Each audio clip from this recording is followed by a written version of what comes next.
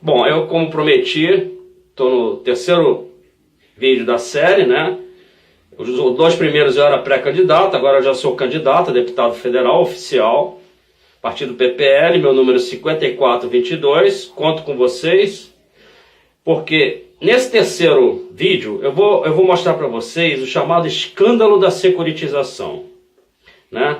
Fora o que eu já denunciei de dívida pública do Paraná com ilegalidades, que participou do Banestado, desvios de dinheiro do FGTS, né, o fundo de pensão do Paraná e a dívida pública federal. Né? Eu venho denunciando sistematicamente desde o ano passado isso. Né?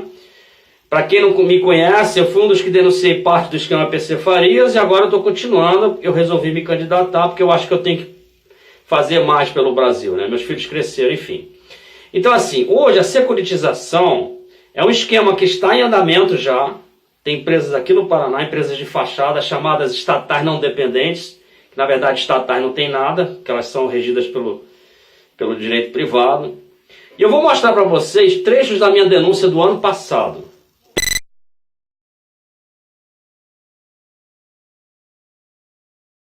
Vamos ver aqui, ó, site do Senado Federal, proposta de 55, a PEC dos gastos. Olha o resumo como aparece, ó.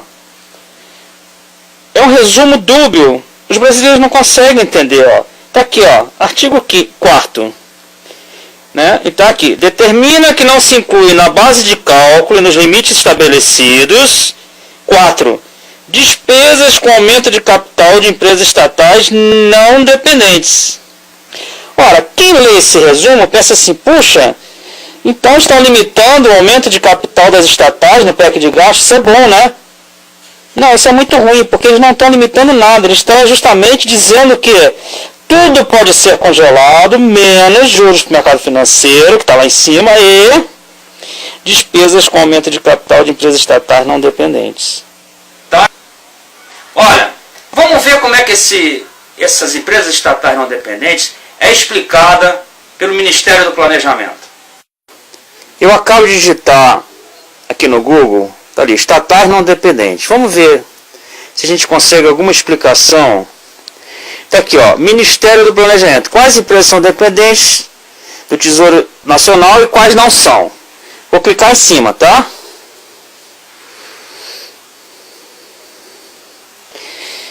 Ministério do Planejamento, Desenvolvimento e Gestão. Então vamos lá. Tá aqui, ó. Então aqui, ó. Já a lista das não dependentes está em empresas estatais federais com orçamento de investimento. Então veja, essas empresas estão previstas no orçamento de investimento. Olha o tamanho do absurdo. Tá, vamos clicar agora então, para a gente perceber quem são essas empresas.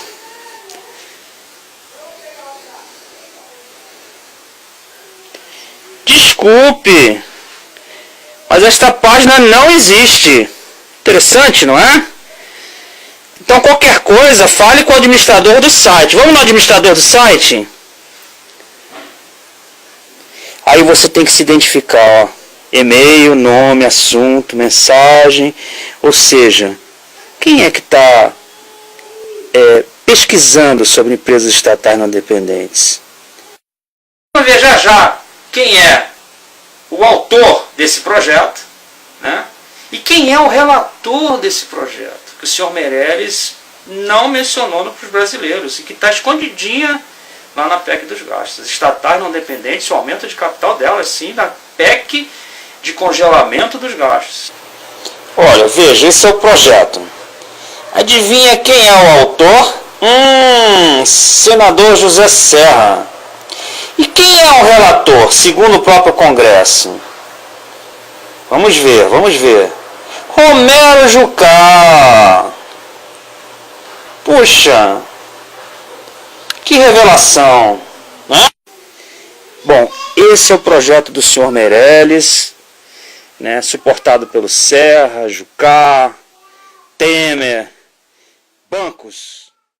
Se vocês votarem em mim, sentirem que o meu discurso é forte, é honesto, no primeiro dia de mandato, eu já vou arregaçar as mangas e lutar contra esse cartel de bancos. Porque é isso que está sequestrando o futuro do nosso país, o futuro das nossas famílias. E os brasileiros ainda discutindo, né, que tem banqueiro, candidato a presidente, que legal, né?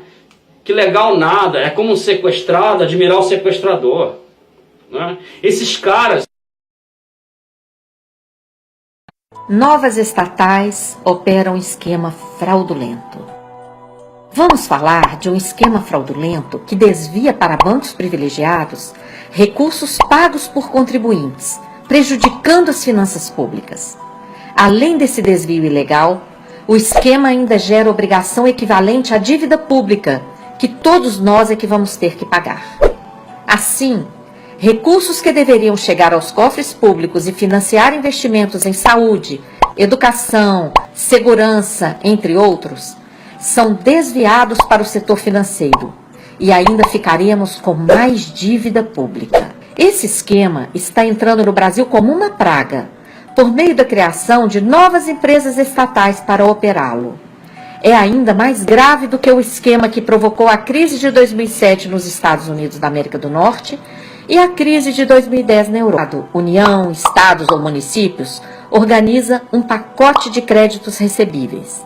Somente créditos bons, líquidos e certos, parcelados, com confissão irretratável, irão fazer parte desse pacote.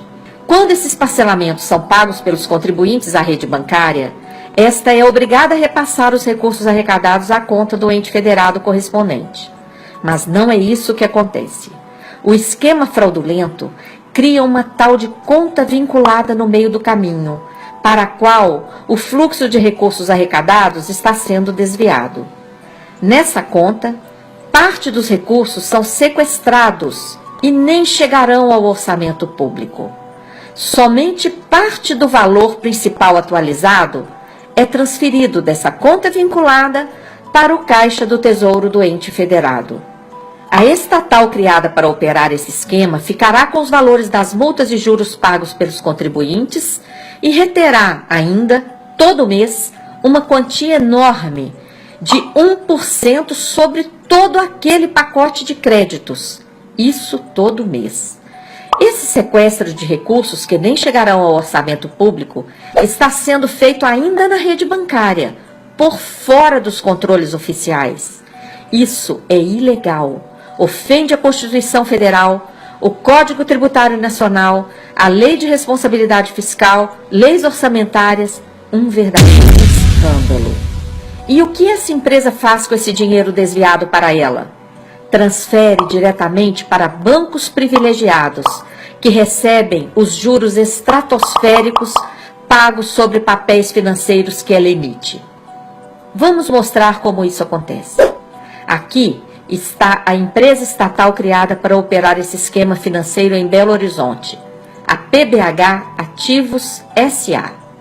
Essa empresa emitiu 230 milhões em derivativos financeiros, pagando juros de até 23% ao ano, tudo com garantia do município, o que também é ilegal. Esses papéis foram vendidos de forma escondida, sem anúncio da sua venda. Ninguém ficou sabendo.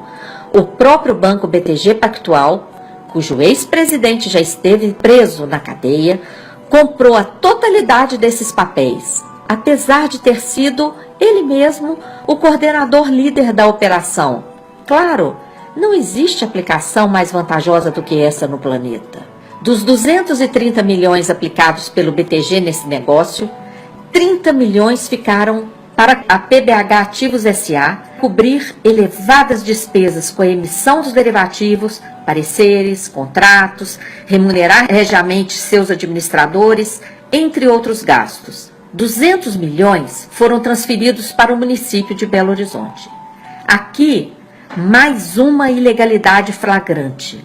Uma operação de crédito disfarçada, proibida pela Lei de Responsabilidade Fiscal. A empresa PBH Ativos S.A. foi mera fachada para a obtenção desses recursos pelo município junto ao mercado financeiro. E qual é o custo disso? O município assume uma obrigação financeira onerosíssima, equiparada a uma dívida pública de 880 milhões mais atualização monetária pelo IPCA. E ainda paga, por fora, 1% sobre esses 800 milhões, todo mês, além da perda dos valores arrecadados de multas e juros pagos pelos contribuintes. É inacreditável. Que tal você receber 200 e se comprometer com 880, mais atualização, mais 1% todo mês, mais uma parcela relevante de seus ganhos? É um verdadeiro rombo. Esse ônus mensal de 1% sobre a totalidade do pacote de créditos e o sequestro dos valores das multas e juros é completamente absurdo e desnecessário, pois estamos falando aqui de créditos líquidos e certos que já seriam arrecadados diretamente aos cofres públicos. O ex-presidente da PBH Ativos S.A. prestou depoimento à CPI que acontece na Câmara Municipal de Belo Horizonte e declarou que os juros devidos sobre os derivativos emitidos pela PBH Ativos S.A. estão sendo pagos com os valores daquelas multas e juros desviados. A PBH Ativos sobrevivia ainda, de uma parte desses juros e multas. Era tão grande os juros e multas, eu concordo na forma como foi feito aqui, era tão penosa esses juros e multas no município, que dava para pagar todos os juros da operação e ainda sobrava para a sobrevivência da PBH Ativos. O sequestro de arrecadação tributária, que nem chega ao orçamento público, e o pagamento oneroso mensal também por fora do orçamento, é ato criminoso, escondido por trás desse esquema fraudulento que lesa os cofres públicos, ao mesmo tempo em que transfere essa bolada para bancos privilegiados e ainda cria dívida pública. Quem vai pagar essa conta? Toda a sociedade. A Lava Jato é isso aqui, ó. O maior escândalo hoje é o desvio na casa de 1 trilhão para esse cartel de bancos. Cobram uma fortuna de impostos da classe média dos pobres, porque rico quase não paga imposto em relação à renda, e transfere para o mercado financeiro via dívida pública fraudulenta, corrupção, desvio de impostos, né, sonegação de impostos, compra de leis, compra de políticos. Hoje, o sistema bancário brasileiro, esse cartel de bancos, é o maior câncer do país. Tem um projeto que obriga, na minha cabeça aqui, que obriga o governo a cada orçamento anual tem que ir em cadeia de televisão explicar à população. Por que você não sabe o que está no orçamento da União? Eu vou mostrar o orçamento da União, os gastos. Porque eles não mostram. Aprovam lá em silêncio, diz que tem a lei de transparência, ninguém está nem aí, ninguém sabe de nada. Então tem que ser cadeia nacional, ó, tantos por cento para a saúde, tantos por cento para a segurança, tantos por cento para a educação. Porque hoje é 0,35% para a segurança, menos de 4% para a saúde, menos de 4% para a educação e 50% para os bancos.